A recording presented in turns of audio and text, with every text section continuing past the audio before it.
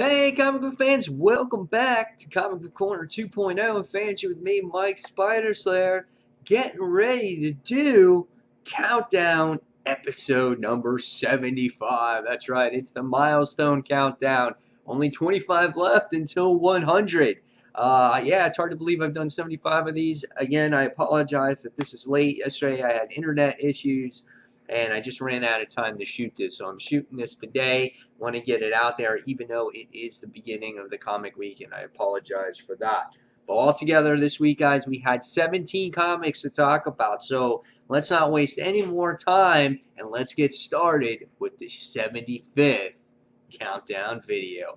Alright, so what was number 17 this week? Well, number 17 was Supergirl Futures End One Shot. And I think you're going to see a trend with these one shot guys because I was not happy with them this week, and they seem to just get worse and worse as the weeks go by.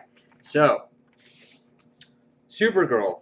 Why did I not like Supergirl? Well, first off, I didn't mind the artwork in the issue. I thought the artwork was pretty solid.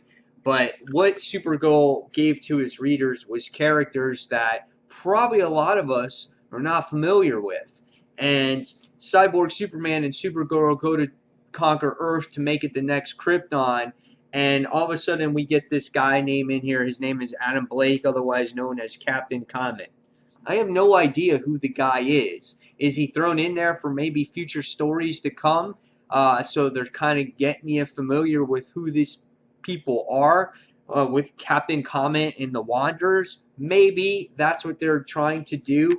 But however, it was a bad way to do it because I'm like, who are these people? I have no interest in them. And by the time you get to the end of this issue, you see a battle between Cyborg Superman and Supergirl, and you wind up seeing that she's no longer worthy being Cyborg Superman, or Supergirl, I'm sorry. And what happens is this guy, Adam Blake, or Captain Comet, whoever he is, and Supergirl and the Wanderers wind up living happily ever after in the end.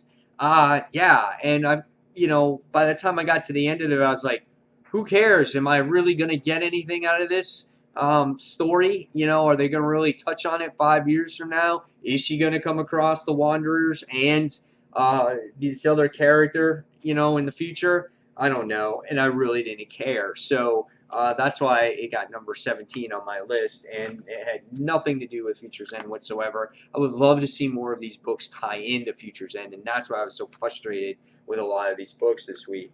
So that rating got a 1.5 stars for me. Next is kind of a hand in hand together. They came out part 1 to part 2, and I had no idea that they did until later on in the week. So number 16 was Wonder Woman, the Futures End one shot, and that was part 1 of the story. And number 15 was Superman Wonder Woman one shot. So if you read the Wonder Woman issue, it was part 1 and explaining to everything that was going on with this war and everything that was happening with Wonder Woman. And then at the end of that first issue, you got to see her meet Superman. And I just felt that to throw in Superman in there, it's like, oh, we got to throw in Superman because they're together. So in that story, you get lots of dialogue. It was just like trudging through mud to actually read that particular issue. And when I got to this issue, I want to say that this one was a little bit better. The Wonder Woman issue got a 1.5. This issue for me got a 2.0.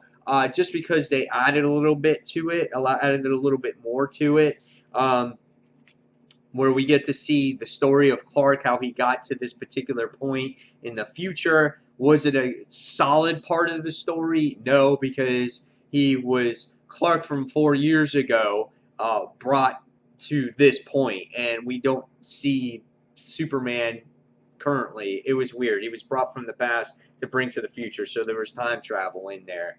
And Superman makes it a thing to go back to Wonder Woman, and she can't believe that he wound up going back to her. And I just thought it was, again, very boring. No point to it. Wonder Woman was in this trance fighting these demons this whole time that wasn't for real. and she gets to see that Themyscira is under attack, and she has to get to a certain point to become the goddess of peace. And in the meantime, Superman is trying to stop these creatures from taking over Themyscira. And again, at the end of the issue, she winds up becoming the goddess of peace, and she winds up coming out and just disintegrating all these people. Why? Who cares? Again, that's why I found out about these issues. Some of these issues you can take it as they're fun, they're good stories, good solid one-shots. For me, I don't know. They're just not hitting it for me. Again, I gave this one a 2.0. I liked Villains Much a lot more. I felt like I got a lot more out of it. If you weren't familiar with a specific character, that's what Villains Month was there for. Like the Killer Frost issue. They told you about a cool story. The Manta issue was really fun. The Lex Luthor issue was really good because it dove deep into a character's soul. There were so many other issues with the Villains Month that I thought were done really well. And for here, I didn't like. Next one on this week's list was number 14, and number 14 was Green Lanterns and the New Guardians. This one was another craptacular issue. I thought that this book here, it opens up to this particular female character, and all of the people in this world, wherever they are, they're under this possession of the White Ring. And they see the world as everything is perfect, everything is great. You will fall under the white light and this and that. And it was kind of like, okay. And this chick wanted nothing to do with it. She was like, oh, I have great hope and this and that. And she winds up escaping, and she winds up coming across a Guardian, and then she winds up fighting Kyle Reiner, and she winds up gaining possession of the White Ring because Kyle says he messed up. Everything is not the way I really wanted it to be. You have great hope. Here's the ring. You're now the White Lantern. Okay. Some random character that we've never seen before is this White Lantern. Why do I care about this character? Why do I care that she's going to be this White Lantern 5 years from now? I don't, And again, I felt that this was just one of those issues that, I wanted to see what was going on 5 years from now with Kyle, and you find out that he made a mistake, he did everything wrong, and he's handing over the ring. Okay, he's handing over the ring. Again, are we going to see this character 5 years from now? Is this going to have to do with anything with the DC Universe? Probably not. Again, these stories are like what-if stories, and I didn't enjoy it. And these one-shots were killing it for me this week. And I am so happy I only spent $1.99 on these issues. Because if I spent the $3.99 like I was originally going to, I would have been truly, truly upset and disappointed. So after reading that one, I gave that one a 2.0 as well. So what was number 13 on the list? Number 13 this week was Future's End Batman and Robin one-shot. Now, this one had a little bit better of a story. Didn't quite make the 3-star mark for me because I was disappointed, not necessarily with what was going on with Batman 5 years from now, but I was upset on how they never revealed the heretic in this actual issue. Because the whole issue you're teased. I wonder who this is. Bruce is trying to figure out who this is. He's battling the heretic throughout this entire issue. And as a reader, you want to find out who this character really is. In the beginning of the issue, you get to see a different Robin 5 years from now. And when I opened up the page for the first time of the book, I thought, oh my God, this could be Luke Fox in the future. This could have been Batwing, and now he is the Robin of the future. And it wasn't. It was the guy named Duke from Zero Year, and I was kind of disappointed from that. I didn't find any infatuation with it at all. I was like, okay, I guess it's Duke. I wanted it to be somebody else. You get to see Alfred in here. Alfred's just this, he's completely bald, got the long Duck Dynasty beard going in this series. It's continuing 5 years from now. And I love the action that the issue brought here. I thought it was good to see a nice battle. Alfred's keeping Robin at bay, keeping him away because Batman's afraid something's going to happen to Robin. So I kind of appreciate what Batman was doing there. But at the end of the issue, you just it falls flat for me because you never find out who the heretic was. And I thought if you found out who it was, it would have been a much better story. I like how Robin came to his aid and tried to help Batman, but again, we never found out who our heretic was. And yeah, that was the end of the issue. And all it says is continues and Robin rises and next issue. So after reading this particular book, I gave this one a 2.5 out of 5 stars. It was a little bit, of a cop out that they never showed you who the heretic was. I really would have loved to see that. It probably would have upgraded my score probably about another point. If at least if they revealed who the identity was, and if they made a change for the Robin, I would have liked that a lot better too. So, all right. So moving on now, we're going to go on to number 12, and number 12 was Savage Dragon issue 198. What's kind of cool about Savage Dragon right now is that they keep flashing back to Savage Dragon's past, and you never realize that he was friends with his soon-to-be girlfriend Maxine, and you get to see a little bit of Angel from the past as well, and what Malcolm Dragon looked like in the past. I thought, which was really neat. There's a lot of dialogue in this particular issue. You get to see the relationship that Angel and Maxine had, and Angel's no longer in the picture. She's kind of moved away now. And then you get to see Maxine have struggles with, with boyfriend troubles because her parents are telling her not to date Malcolm Dragon because he's a superhero, and they're trying to set her up with cops and other people that are Chinese. And she comes to this epiphany that she's not going to listen to her parents anymore, and she's going to actually move out, and she wants to be with Dragon. Great artwork here. Really enjoy the artwork that Eric Larson provides. Nice colors. Great two-page spread. Gotta love the sound effects that are on the pages as well as you read. It's like classic comics as well. And in this issue, you get to see that there's this huge crater that's going on beneath the ground. And Malcolm goes to check this out, and he winds up coming across all these crazy-ass ant people, which I thought was wild. And as Malcolm is doing battle with these ant people, again, Maxine makes a call to him and says, I want to be with you. I want to live with you.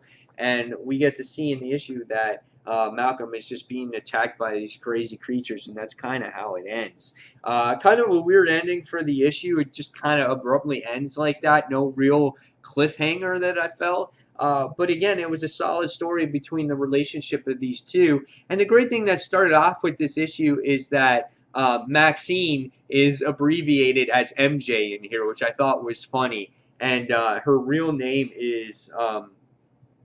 I'm trying to see what her real name is. Maxine Jung Lee, which I thought was funny, but they call her MJ. It's kind of like just the Spider-Man thing. I thought was pretty cool. So, yeah, but after reading Savage Dragon 198, I didn't think it was the best issue in there. I think it had some good character elements. So I gave it a 3.0. I thought it was okay. All right, next on this week's list, we have number 11, and number 11 is Nova, issue number 21. Different type of cover here. You have Nova sitting there drinking soda and has fries flying around in space. This is a little bit lower on my list, and due to the fact that I thought that the quests for Sam Alexander's father just went too well. It was like too perfect. Everything wound up working out the way it was. The book opens up with Sam moving his mom into the apartment because they don't make as much money as they used to, so they have to downsize to an apartment. But after that, the book leaves Earth right away, and then it goes to the galaxy, and then it goes to the Chitauri. and we find out that Sam Alexander is trying to find his father. Artwork was good in this issue. I think it's been consistent, even though that the creative team has changed. They've made it to where it is the art has been pretty consistent, and I really appreciate that from these new creative teams. But you get to see this battle with the Chitauri, and Nova just has an easy time dealing with them. You know, he winds up battling them. Uh, his father winds up escaping, and you know he winds up seeing the message. And even though it was a cool issue, again, I just thought everything just worked out too easily for his father and for Nova to really find his father after all this time he's been wondering where he's at. And by the time you get to the end of this issue, you wind up seeing that Sam Alexander's father has to, you know, try to get all his other comrades to other places and drop them off too. So, and then also you get to see Sam Alexander go back at home. He's missed more school, and then he winds up getting expelled at school because he's missed so much school. Which I kind of don't agree with there either, because it's like I understand that he's expelled for missing school and skipping or whatever it is. But one of the things is that if you're a school teacher or a principal or a guidance counselor or whatever you are, you're going to do everything you can to keep a student in school and not kicking them out. It's not like he's been in there for fighting or causing a ton of trouble. I mean, yes, he's gotten a couple of fights, but he's being expelled because he's missed school, and I don't think that's the right thing to do as a person that works for school. I think you're going to try to do whatever you can to keep someone in school. So again, lots of things worked out too conveniently here for Sam Alexander and his father, and the whole school thing kind of bothered me at the end. So by the time I got done with this book, I wound up giving this one a 3 out of 5. So now we're getting down to the top 10, folks. And number 10 this week was Daredevil issue number 8. You know what? I've read much better issues with Daredevil, in my opinion. I enjoy the Kirsten McDuffie and Daredevil interactions in this particular series a lot. And this issue had lots of creepy elements with these purple like kids or whatever they actually were, and the mom wound up getting possessed. I thought that was pretty interesting in there.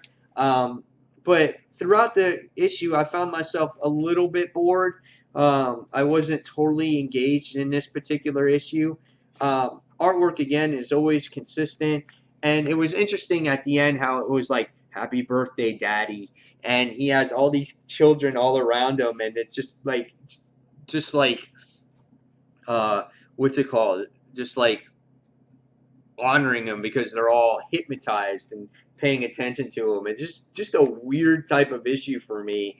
And they wind up taking this guy and they wind up sitting there putting him in front of a train, and he winds up getting run over by a train, which was pretty cool.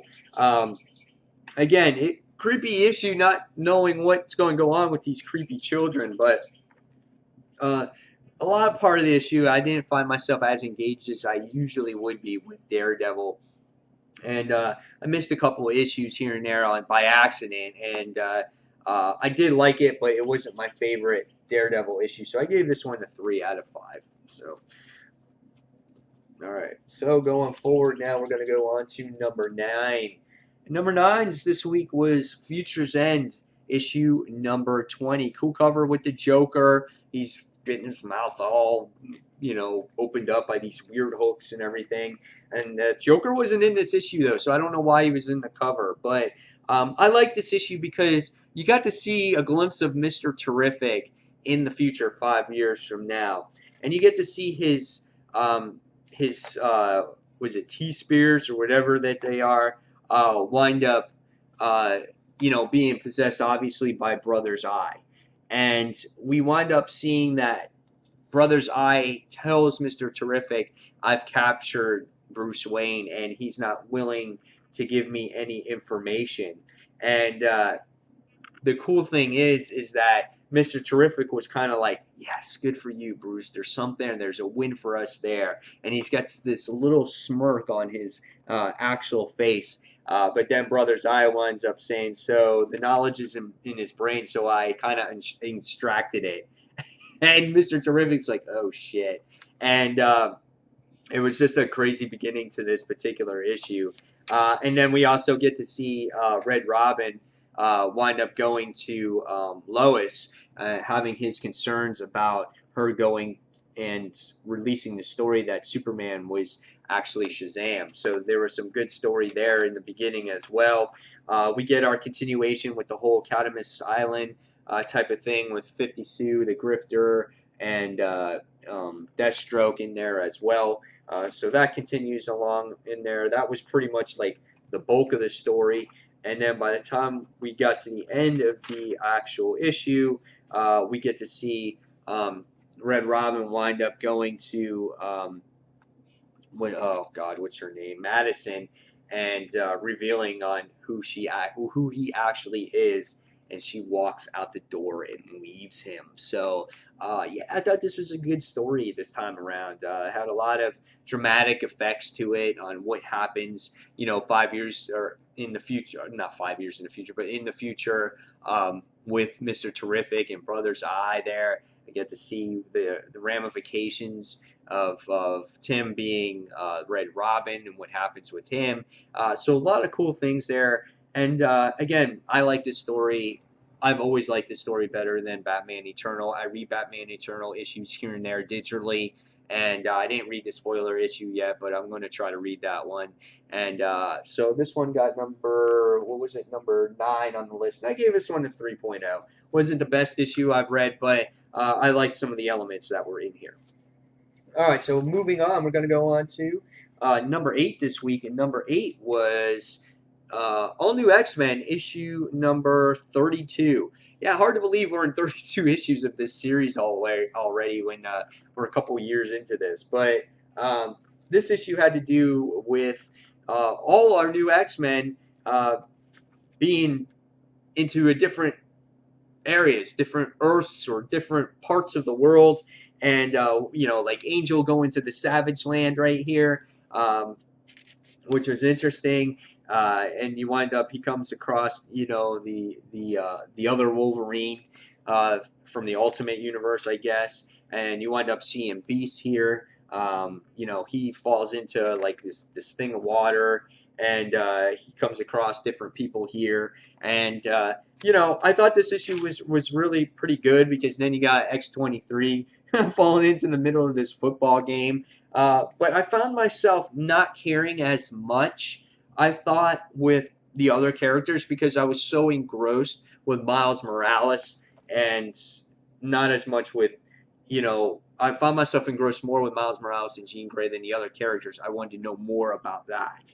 And then you get to see these great interactions here between Miles and Jean Grey. So I thought that was pretty cool. The artwork at times was good, but then there was other times where the art it's not as good as it's usually been. It's a different artist that's on this book lately, and I thought that the artwork at times was just okay. This particular page, though, was really nice. I really enjoyed this page here. When Jean Grey reads Miles' mind. So I thought that was pretty awesome there, too. But then by the time you get to the end of this actual issue, you wind up finding out that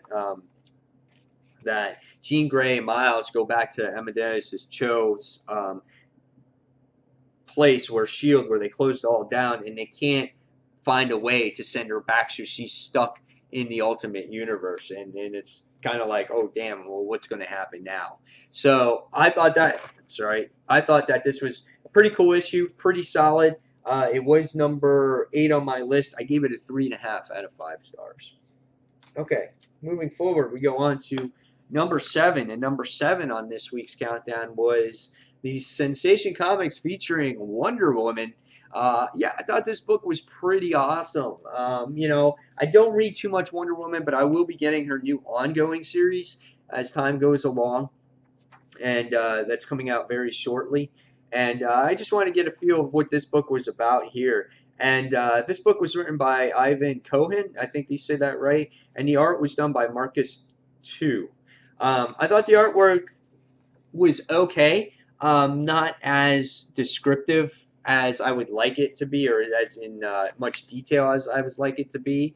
for a Wonder Woman book. However, it was okay. It was pretty solid. But in this issue, you wind up seeing that Wonder Woman goes into this interview in this talk show or whatever, and she's talking to this guy, and she winds up going on this. She wants to set up, she wants to set up on her date, and you wind up seeing throughout the issue that she's experiencing loss, from strength, her beauty, and everything that the gods have given her, and she's not able uh, to do the things that she usually does. And by the time we do get to this issue and we see some battles that occur, and you're wondering as a reader, you're trying to figure out, dude, what's going on with Wonder Woman?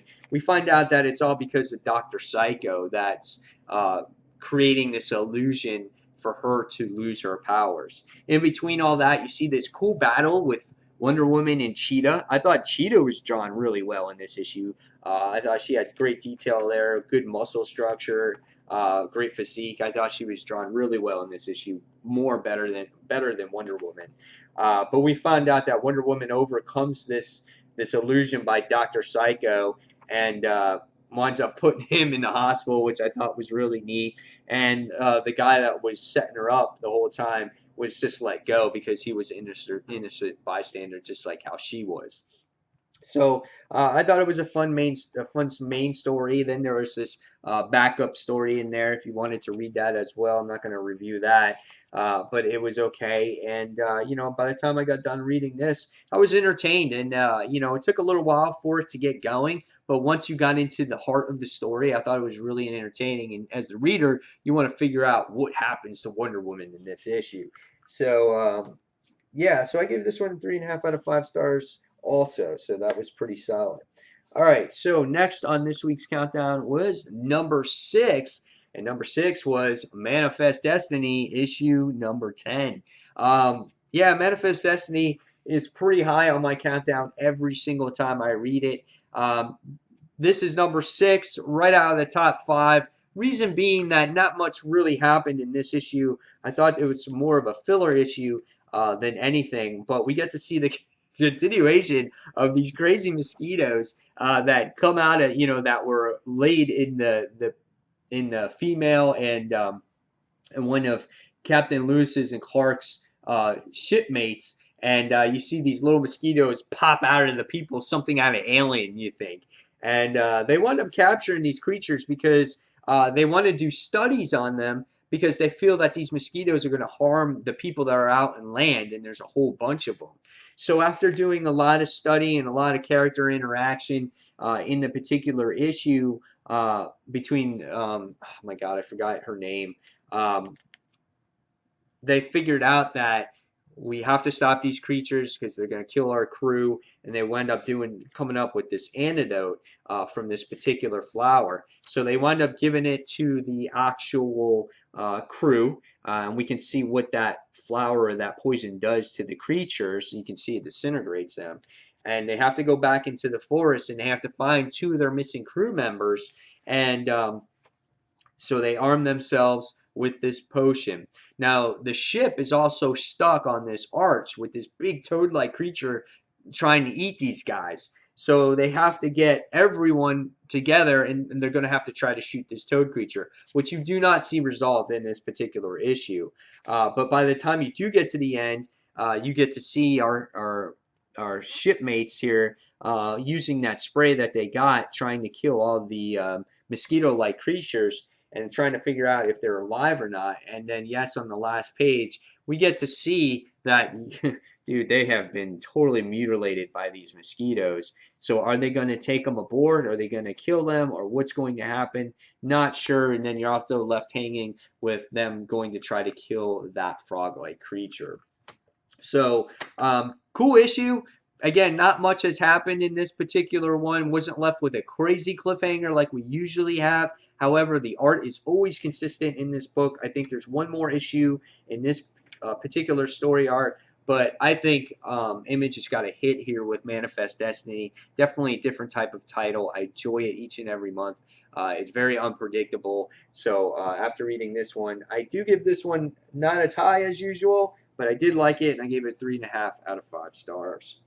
Okay, A lot of comics, man. All right, number 5, top 5 of the week, and that goes to Grim Tales of Terror, issue number 3.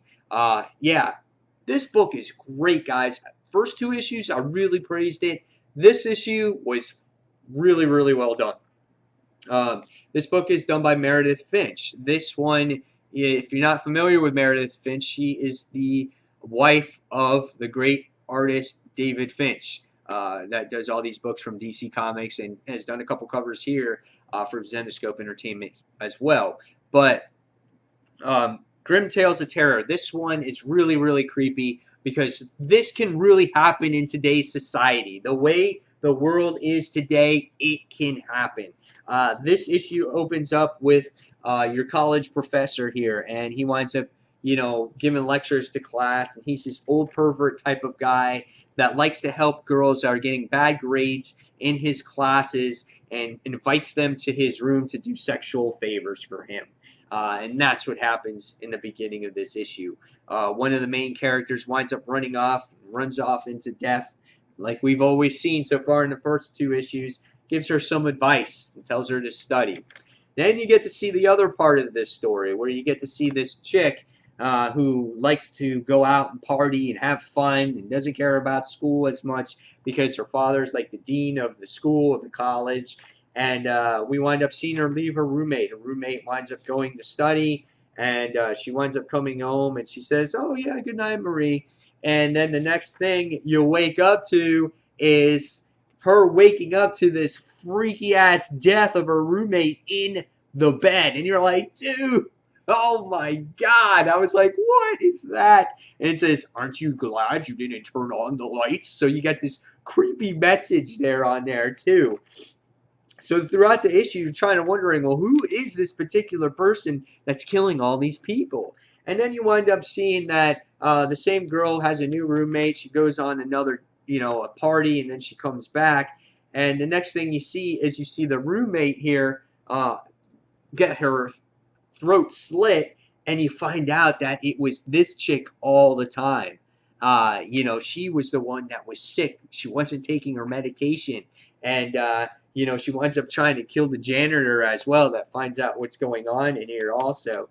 And we wind up that she was just a loony bin not taking her freaking meds, and they wind up throwing her in a loony bin with a straitjacket and whatever.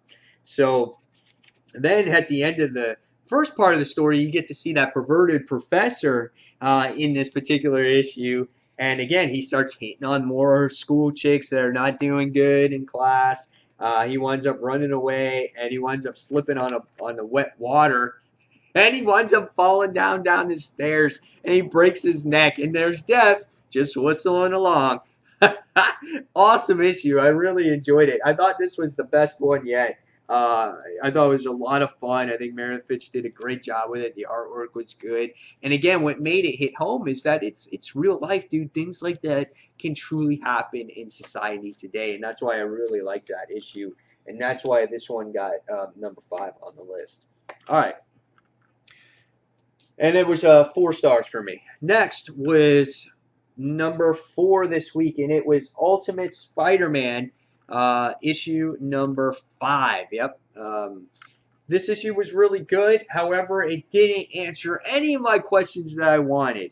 It didn't answer the question on who the Spider-Man really is, and I want to know so flippin' bad. But we get to see in the beginning of this issue that they were doing battle with the Goblin, and they wind up being separated. Miles gets shot, and he gets picked up by Maria Hill, I think, which was really cool. Man, the artwork is so consistent in this book. David Marquez does such a nice job in capturing the characters' emotions in here. We finally get to see who these doppelganger Spider-Men are. They look like twins, but we don't know who they are, where they came from, don't know anything yet there. And then you wind up seeing J. Jonah Jameson having character interaction with the Green Goblin because he wants to know more about what's going on with him in the issue as well. And then by the time we get to the end of this issue, we get to see these Spider-Man go out on this one last job, whatever it actually is. We're not sure yet. And then we wind up seeing the end here where Mary Jane opens the door and the supposed Peter Parker is staying with her, and Miles comes to the door as well, and they're trying to find out answers. So hopefully, in issue number 6, we find out who this Peter Parker is, if he is Peter Parker or if he's a clone or whatever's going on here. But enough already. I don't want to find out, and I don't want to wait any longer. I need to find out who this Spider-Man really is, and I want to find out who these doppelganger Spider-Men are, these two twin wannabe Spider-Men. And I want to see this continuation of what has happened here with J. Jonah and the Green Goblin there. That was pretty dramatic effect there at the end, too. So at the end of reading this particular issue, I gave this one a 4 out of 5 also. All right. So, moving forward, we go on to the top 3. Top 3. Number 3. And number 3 this week goes to, this might be a surprise for you guys, but it's a new one on my countdown, and it was the Hulk, issue number 6. That's right, fans, the Hulk. I finally found the Hulk series that I enjoy and seem to be on board with this particular story arc. Part of the reason is I think Jerry Duggan, I think is the writer of this series, is doing a good job, is putting it in a new direction, and Mark Bagley's artwork is fun. And the book is rich in color, and I really enjoy it. And this just reminds me of reading Spider-Man from the 90s when Bagley was on it, or from the New Warriors, or Ultimate Spider-Man, and I love his artwork here, and it was a fun read. But this particular issue, here's some more of that artwork, but this particular issue focuses on Hulk, who wants to rid the world of gamma-powered weapons, which means getting rid of all the other Hulks. And you can see that right here on the issue. Now, there's no real spoiler here, because even in the last issue, we got to see the Hulk come across Rick Jones and try to get rid of the Abomination. So not only does he want to get rid of the Abomination, but he wants to get rid of all the Hulks. So that means Betty Ross, that means Thunderbolt Ross, that means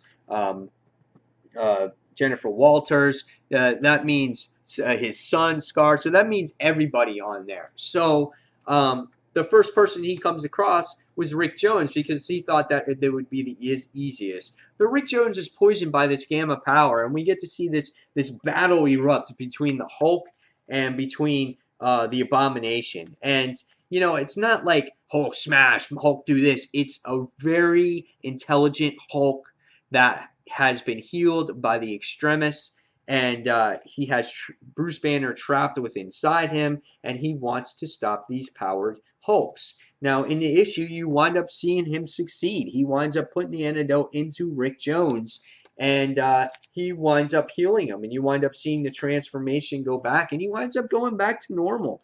But in the end of the issue, you wind up seeing Hulk wanting to recruit Rick Jones into helping his quest in saving the rest of his friends and family, I guess, from being these Hulks. And you get MODOK thrown in here by the end of the whole thing.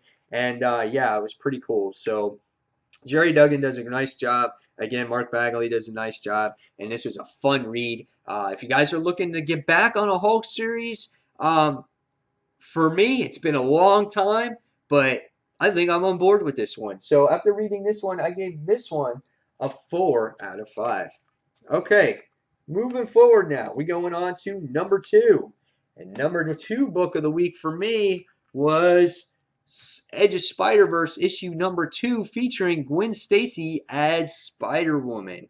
Yeah, guys, this is a really well done one-shot. If there was a one-shot that was going to exist that was good, it's this one right here, because, you know, DC Comics should take lessons from Marvel, because this was a perfect one-shot.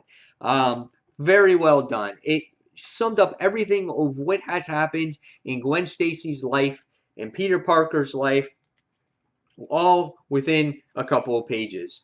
They made it sound like this issue was an ongoing series, because it sits there and says, previously in Spider-Woman, and it shows you that J. Jonah Jameson is no is against Spider-Woman, how she is the menace and not Peter Parker. You get to see how Peter Parker wanted to be like Gwen Stacy, and he takes the lizard serum and he becomes the lizard serum, and he dies. But because Peter Parker dies, Gwen Stacy is the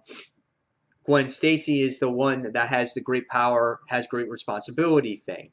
We get to see Mary Jane in the issue as being a band member, and Gwen Stacy being part of that band, and they're called the Mary Janes, and they wind up making a song out of it. So I thought that was pretty awesome as well. Artwork was solid in here. I thought at times characters didn't look the way I wanted it to, but the person who did look the best was Spider-Woman herself. I loved her outfit. I loved the way how it was integrated with Spider-Man's colors as well. And I liked how Captain Stacy felt that his daughter had to do something in life that had worth meaning. And by the time you got to the end of this issue, you wind up seeing that she reveals herself to him, and Captain Stacy realizes that this is what she has to do, and lets her go. So I thought that was a great issue in that aspect. Now, was I a fan of the Rhino in the issue? No. Could they put maybe a better character in there? Probably. Was I a particular fond of all the artwork in the issue? No. I thought the characters' faces was a little bit distorted. Again, Spider-Man Woman was drawn really well. And the thing that upsets me the most in here is I would have loved to see this as a true mini series, as a 4-issue mini series to tell the whole story here of Gwen Stacy Spider-Woman. That's the thing that disappoints me the most here. But otherwise, it's a very well done one shot, and I gave this one a 4 out of 5. It was really good. Okay, so my number one pick of the week. Maybe some of you might disagree with me on this because you're not huge fans of it, but it was my number one pick of the week, and that was Superior Spider-Man: The Edge of Spider-Verse, issue number 33. Really, because guys, I am just a geek of Spider-Man, and I love seeing all the different types of Spider-Man in this particular issue. We get to learn a little bit about the villains in this particular issue, which is Karn and the brother and the sister. You get to see their introduction to the series. And what really got me excited about this issue was you got to see Earth 2818, right? So, and you get to see him being chased by the villain. And you're like, okay, this is different Earth, and you get to see him being stabbed. And you're like, oh, dude, another Spider-Man that's dead. But the next thing you wind up opening up is that you see Spider-Man here. He opens up, he's got this cannon in the back, and he's like, what? And he just winds up becoming this huge, like, assassin type of Spider-Man. And you're just like, oh, damn, he just blew his ass up. And I was like, dude, that's crazy. And then all of a sudden, in the very next page, it opens up just blockbuster style with all these freaking Spider-Man just pouring out into the page. And you're just like, oh, that's awesome. So as a Spider-Man fan, you got to sit there and look at it, and you're going, okay, who are all the Spider-Man? You know, Spider-Man India, Six-Armed Spider-Man, Spider-Girl, Spider-Monkey, the Superior Spider-Man, Assassin Spider-Man. You're just like, dude, that's freaking crazy. And then you get to see this a battle erupt between all the different Spider-Man in this particular issue, which I thought was cool. And they tried to, you know, get our villain here, and they wind up failing, and they wind up being captured. And then you get introduced to the other part of the family here, and you get introduced to, I think it was Bricks and I forgot the other one's name. It was a brother. One was a brother, one's a female. And we get to see this battle erupt, and I thought the paneling was good. I thought there was great action in here. You know, get to see different Spider-Man do things. You get to see Superior Spider-Man be the head figure here because he's not like all the others. There's no Peter Parker in him. It's his mind that's taking control. So he just has that war set battle to do whatever it takes to win. And but at times you get to see him, talk to Anna Maria here, or his wristwatch that acts like Anna Maria, and asks Anna Maria to call him Otto. So it reminds him of himself, because he's been posing as superior all this particular time, which I thought was really neat. And then you get this backstory here with this issue of this of the family of Merlin, of Brinks, of Yarn, Karn, and all the others, and the whole web and everything else. So it gives you a little bit of a back history and gets you a little bit familiar of why Karn is doing the things that he's actually doing because he wants to prove to his family that he's actually worthy. So I thought it was a decent backstory here. Now, one of the downfalls is yes, again, Marvel, you're charging $5 for a particular issue, which at least unlike the death of Wolverine, they're giving you more story. However, $5 books are not necessary, guys, in comics. I wish comic books would not do this. Make it $3.99. If you want to add the content to it, go ahead and do it. Do it for your readers. Stop asking for all the money all the time. Because not everyone can afford these $5 books, but they want to read their great stories, and that's what brought down this rating for me for this particular issue is that $5 price tag. And was it a perfect story? No, it wasn't a perfect story. At times for some people, I felt that backstory could have turned people off a little bit, or maybe might not like the whole web, theatrical thing, everything about the web, it's not what Spider-Man was brought upon about originally when he was created. So I think it could have turned people off there. So a little bit. So, but in the end, I gave this one a 4.5 out of 5 stars, and it still was my pick of the week. So, there you guys have it. After 17 comics in all this week, we finally came to a number one. So, guys, as always, give me your worst pick of the week. Give me your favorite pick of the week and maybe everything in between. And, guys, this has been the 75th Countdown. Again, hope you enjoyed it. And until the next comic book review, this is Mike Spider Slayer signing off, fans. And thanks for watching. Take care, everyone. See you soon. Bye.